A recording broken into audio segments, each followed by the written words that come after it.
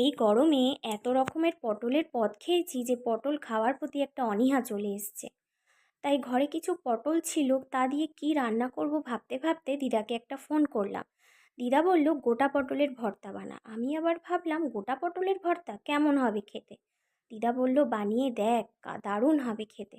তাই কি করলাম, অগত্যা পটলগুলোকে নিয়ে দুটো দিক মুখ কেটে গায়ের খোসাগুলোকে সামান্য চেঁচে নিলাম। চাঁচার পরে মাঝখানের দানাগুলোকে বার করে নিয়ে পটলটাকে 5-7 মিনিটের জন্য ভাপিয়ে নিলাম। ভাপানো হয়ে গেলে কাঁচা লঙ্কা, রসুন, কালো জিরে আর পরিমাণ মতো নুন দিয়ে একটা মিশ্রণ তৈরি করে নিলাম। এবার কড়াইতে সর্ষের তেল, কালো জিরের হলুদ ফোড়ন দিয়ে মিশ্রণটি দিয়ে ভালো করে ভাজা ভাজা করে নিলাম।